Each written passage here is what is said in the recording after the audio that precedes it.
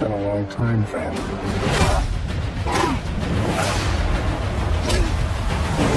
None of our lives can matter more than this mission.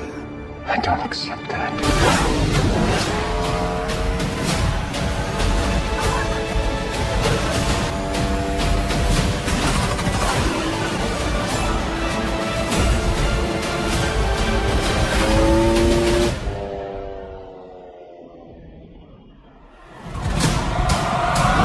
দর্শক, হাজির হয়েছি সদ্য মুক্তিপ্রাপ্ত mission impossible dead reckoning part 1 সিনেমার একটি স্পয়লার ফ্রি রিভিউ নিয়ে। কেমন হয়েছে সিনেমাটি জানতে সম্পূর্ণ ভিডিওটি দেখুন। ভিডিওটি শুরু করার আগে বলতে চাই, আপনি যদি এই চ্যানেলে নতুন হয়ে থাকেন তাহলে চ্যানেলটি সাবস্ক্রাইব করুন এবং পাশে থাকা বেল আইকনটি বাজিয়ে দিন আমাদের পরবর্তী আপডেট সাথে সাথে পাওয়ার জন্য।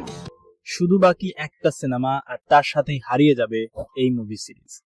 বিশ্বের অগণিত মানুষকে সত্যিকার অর্থেই অ্যাকশন সিনেমার সাথে পরিচয় করিয়ে দেওয়া মুভি সিরিজ হলো মিশন ইম্পসিবল। শেষ হয়ে যাবে ইথান হান্ট নামের এমন এক চরিত্রের যাত্রা যার সাথে মিশে আছে লক্ষ কোটি অ্যাকশন সিনেমা প্রেমীর আবেগ ও ভালোবাসা।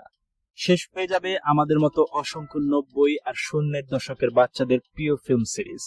মিশন ইম্পসিবল সিরিজের সুপ্রিমেসি আর কালচার ইম্প্যাক্ট নিয়ে কথা বলতে শুরু করলে এমন আরো বহু কথা চলে আসবে, তাই সেদিকে না গিয়ে আমরা সরাসরি মুভি রিভিউর দিকে যাই। টম ক্রুজ এমন একজন সুপারস্টার যার পার্সোনালি আমি অনেক বড় ফ্যান। আরো বিশেষ করে বলতে গেলে তার এই মুভি সিরিজটি আমাকে তার ফ্যান হতে সবচেয়ে বেশি সাহায্য করেছে। তাই স্বাভাবিকভাবেই আমার মতো অনেক ফ্যানের এই সিনেমা নিয়ে এক্সপেকটেশন অনেক বেশি ছিল।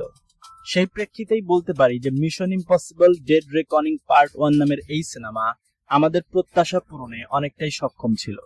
হ্যাঁ, এটিকে আমি এই মুভি সিরিজের বেস্ট সিনেমা বলছি না, অন্তত আমার কাছে এখনো মিশন ইম্পসিবল সিরিজের বেস্ট সিনেমা হলো ফল আউট। তবে এটিকে অবশ্যই এই সিরিজের one of the best film বলাই যায়।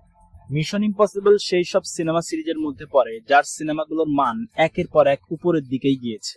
যদিও মাঝখানে একটা ডাউনফল পিরিয়ড ছিল, তবে ক্রিস্টোফার ম্যাককোয়ারি ডিরেক্টরের চেয়ারে বসার পর থেকে মিশন ইম্পসিবলের লেভেল যে আলাদাই মাত্রায় চলে গেছে তা নিশ্চয়ই বলতে হবে না।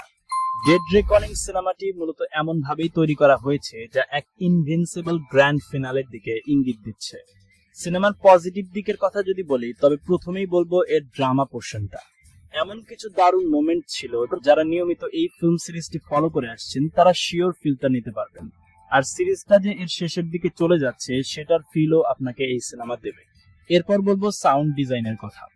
সিনেমাতে এমন সব মোমেন্টস রয়েছে যার প্রপার ফিলকে আপনার জন্য কয়েক গুণ মাত্রায় যে বিষয়টা এনহ্যান্স করবে সেটা হলো এর outstanding sound design. Mission impossible সিরিজের ক্লাসিক সিন অর্থাৎ টম ক্রুজের রানিং সিনগুলোতে যেভাবে সাউন্ড ইউজ করা হয়েছে তা আপনাকে শিওর গুজবাম্প দেবে। এছাড়া সিনেমার বিগ স্টান্টের দৃশ্যগুলোতে আর ড্রামার সিনগুলোতে বিজিএম এর ইউজ ছিল একদম টু দ্য পয়েন্ট। সিনেমাটোগ্রাফির ক্ষেত্রে এই সিনেমা আবারও বাজিমাত করেছে।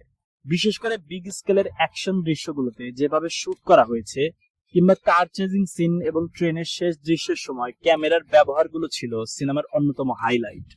অ্যাকশনের কথা বললে অবশ্যই বলতে হয় যে mission impossible dead reckoning part 1 recent টাইমে মুক্তি পাওয়া one of the best action film. এর কার চেজিং সিন থেকে শুরু করে 60 বছরের যুবক টম ক্রুজের নিজের করা সব আই ক্যাচি ও দুর্ধর্ষ স্টান্টগুলো ছিল টপ লেভেলের অ্যাকশন কোরিওগ্রাফি। এছাড়া বাকি দুর্দান্ত ক্লাসিক স্পাই সিনেমার মতো এই সিনেমা জুড়েও ছিল ক্যারেক্টারদের আউটপ্লে করার সিকোয়েন্স, টেনশন আর এক্সাইটিং মোমেন্টস এবং চাপা একটা থ্রিল। এবং ক্যারেক্টারদের মাঝের কেমিস্ট্রির আলাদা একটা ব্যাপার ছিল সিনেমা জুড়ে। পুরো সিনেমাকে সাথে নিয়ে এর ক্লাইম্যাক্সকে যেভাবে ডিজাইন করা হয়েছে এবং এর এন্ডিং দেয়া হয়েছে তাতে আক্ষরিক অর্থে এর পরবর্তী সিনেমার জন্য আহামরি হাইপ বিল্ড আপকারী মনে না হলেও প্রকৃত অর্থে সাইলেন্ট একটা এক্সাইটমেন্ট দর্শকদের মাঝে বিল্ড আপ দিতে সক্ষম হয়েছে এই সিনেমা। সিনেমার রান টাইম প্রায় 3.5 ঘন্টার কাছাকাছি হলেও এর ফাস্ট পেস স্ক্রিন প্লের জন্য বিরক্ত হওয়ার কোনো চান্সই নেই। তবে সিনেমাতে যে শার্প এডিটিং এর কিছুটা অভাব রয়েছে সেটা একেবারে অস্বীকার করা যাবে না। পরিশেষে বলতে চাই, অ্যাকশন সিনেমার ফ্যান হলে এবং দারুণ একটা ভিজুয়াল এক্সপিরিয়েন্স মিস করতে না চাইলে mission impossible dead reckoning part 1 সিনেমাটি আপনার জন্য। তো এই ছিল ডেড রেকনিং পার্ট 1 সিনেমাটি সম্পর্কে আমাদের মন্তব্য।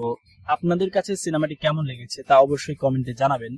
ভিডিওটি ভালো লাগলে অবশ্যই বেশি বেশি লাইক করুন এবং শেয়ার করুন এবং আমাদের চ্যানেলটি সাবস্ক্রাইব করে আমাদের সাথেই থাকুন। ফিরে আসছি পরবর্তী ভিডিওতে, ততক্ষণ পর্যন্ত ভালো থাকবেন, সুস্থ থাকবেন, আমাদের সঙ্গেই থাকবেন।